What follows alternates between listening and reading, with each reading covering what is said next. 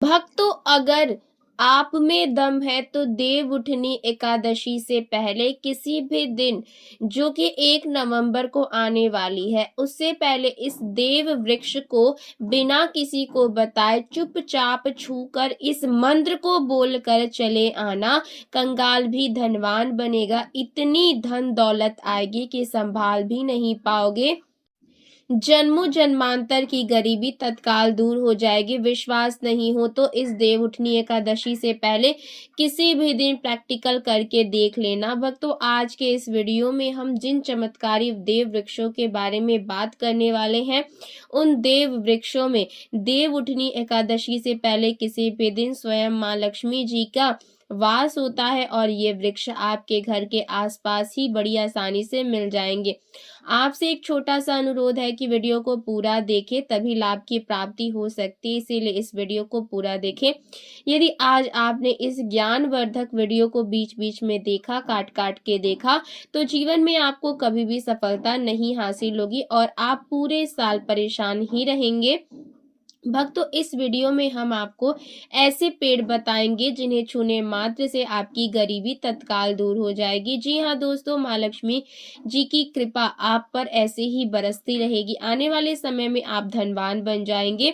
इस बार 2025 में देवउठनी एकादशी पूरे के पूरे 144 वर्षों के बाद महाकुंभ के प्रभाव में पड़ने जा रही है। अगर आप उसे हमारे बताए अनुसार सही समय और शुभ मुहूर्त देखकर छू लेते हैं तो यकीन मानिए आपके जीवन में कुछ दिनों बाद धन की वर्षा होने लगेगी। फिर आपके जीवन में आपको उन्नति करने से कोई नहीं रोक पाएगा। आपकी हर मनोकामना पूरी होगी। तो चलिए जानते हैं कि कौन से पौधे हैं जिनको देवउठनी एकादशी से पहले किसी भी दिन छूकर आ जाना है। लेकिन उससे पहले आपके फायदे के लिए एक महत्वपूर्ण जानकारी। भक्तों, अगर आप भी चाहते हैं कि माँ लक्ष्मी का आशीर्वाद आप पर हमेशा बना रहे तो इस वीडियो को लाइक करें और आपके अपने ही इस चैनल को सब्सक्राइब जरूर करें और कमेंट सेक्शन में जय माँ लक्ष्मी जरूर लिखें।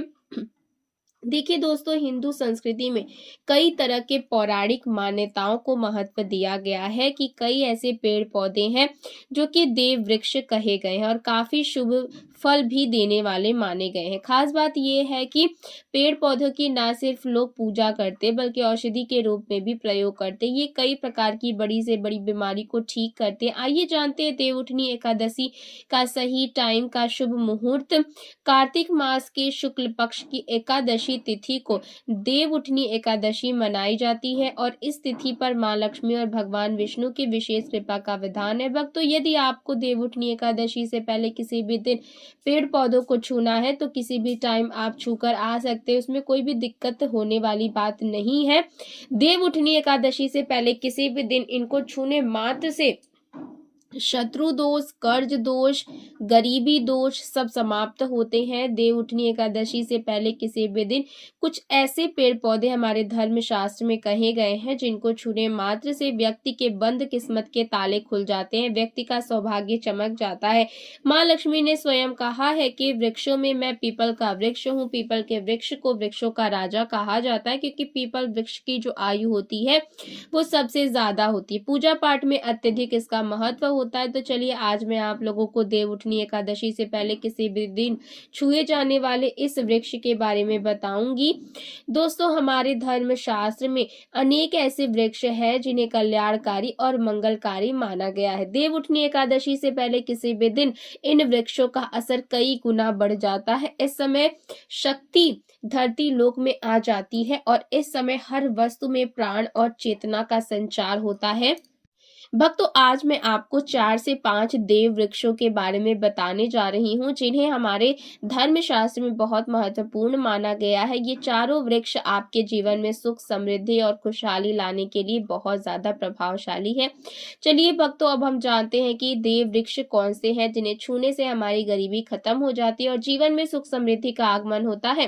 पहला वृक्ष है दोस्तों बेल का वृक्ष, जिसे हम खास तौर पर पूजा में इस्तेमाल करते हैं। देवउठनी एकादशी से पहले किसी भी दिन बेल का पेड़ सबसे महत्वपूर्ण माना जाता है। माँ लक्ष्मी को बेल के पत्ते अत्यंत प्रिय है और उन्हें माँ लक्ष्मी के मंदिर में बेल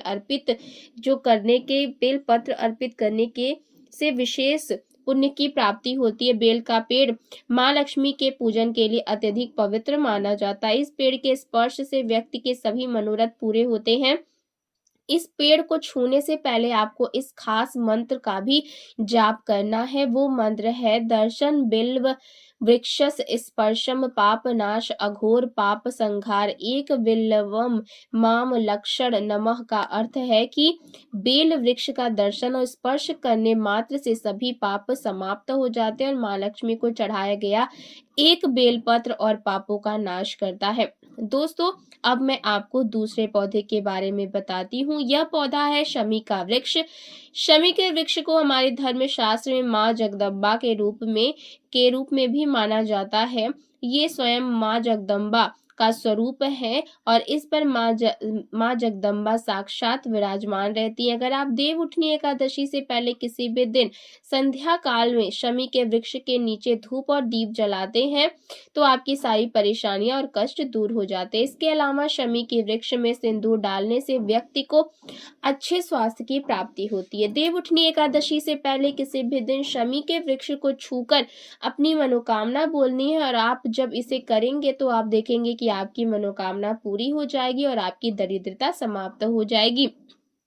तीसरा वृक्ष है पारिजात का वृक्ष। ये माना जाता है कि अगर किसी व्यक्ति के शरीर में थकान पीड़ा हो या व्रत के दौरान परेशानी हो तो शाम के समय पारिजात के वृक्ष को छूने से ये सारी परेशानियां दूर हो जाती हैं। अगर आप देव उठनी एकादशी से पहले किसी भी दिन जब भी समय मिले इस वृक्ष को छू सकते हैं और विशेष लाभ प्राप्त कर सकते हैं। अगर आप इस वृक्ष के नीचे देव उठनी एकादशी से पहले किसी भी दिन घी का दीपक जलाते हैं और इसकी जड़ में थोड़ा सा दूर डालते हैं तो आपके सभी प्रकार की मनोकामनाएं पूरी हो जाती है। लेकिन आपको एक प्रार्थना जरूर करनी है। वो प्रार्थना है, हे पारिजात वृक्ष, आप माँ लक्ष्मी स्वरूप है, कृपया हमारी सारी परेशानियां दूर करें, हमारे घर में लक्ष्मी का वास हो, पितृदोष गृह दोष लक्ष्मी दोष समाप्त हो, कृपया हमारे जीवन में समृद्धि और सुख की वर्षा करें। यदि आपके घर में धन का आगमन कम हो रहा है और पैसे का व्यर्थ खर्च हो रहा है तो आप पारिजात के 5 फूल लेकर उन्हें अच्छे से सुखाकर एक पीले कपड़े में बांधकर तिजोरी में रख सकते हैं। यह उपाय मंगलवार के दिन या देव उठनी एकादशी से पहले किसी भी दिन जरूर करें। इससे आपके घर में धन की वर्षा होगी और आपकी आर्थिक स्थिति बेहतर होगी।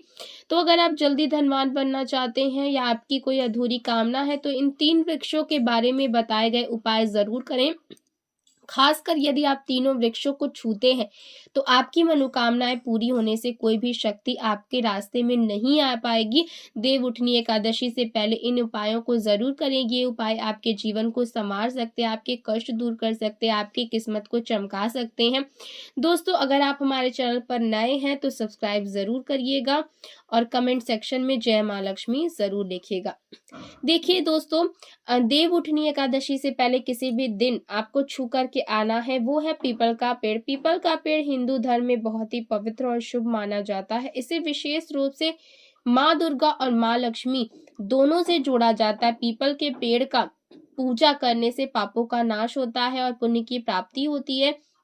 देव उठनी एकादशी से पहले किसी भी दिन पीपल के पेड़ के नीचे बैठकर ध्यान करें और वहां सफाई रखें। पीपल के नीचे दीपक जलाना और पूजा करना विशेष रूप से लाभकारी माना जाता है। पीपल के पत्तों को माँ लक्ष्मी के मंदिर में भी अर्पित किया जा सकता है। पीपल के वृक्ष को 108 बार जय माता दी का जाप करते हुए प्रणाम करें। इसके बाद वहां दीप जलाकर पूजा अर्चना करें। ध्यान रखें कि पीपल के पेड़ के नीचे कभी भी रात को सोना नहीं चाहिए क्योंकि इसे पवित्र माना जाता है। भक्तों, अब अगला देव वृक्ष है जिसे आपको देव उठनी एकादशी में छू करके आना है, वो है वट वृक्ष।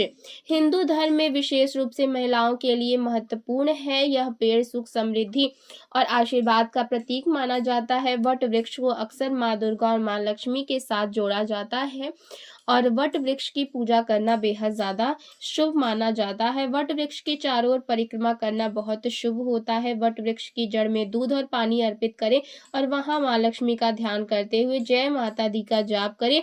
वट वृक्ष की पूजा के दौरान उसकी शाखाओं और तनों को भी प्रणाम करना चाहिए क्योंकि यह वृक्ष जीवन और समृद्धि का प्रतीक है। वट वृक्ष के पत्ते भी माँ लक्ष्मी के प्रिय होते हैं, अतः वट के पत्तों को माँ लक्ष्मी के मंदिर में अर्पित करना बहुत ही शुभ माना जाता है, जिसे आप देव उठनी एकादशी से पहले भी आप किसी भी दिन इसको छू करके आ जाना। अगला है नीम का पेड़। नीम का पेड़ भी बहुत ज़्यादा महत्वपूर्ण है, इसकी पूजा करना बहुत शुभ माना जाता है। इसको भी आपको छू करके आ जाना है देवउठनी एकादशी से पहले।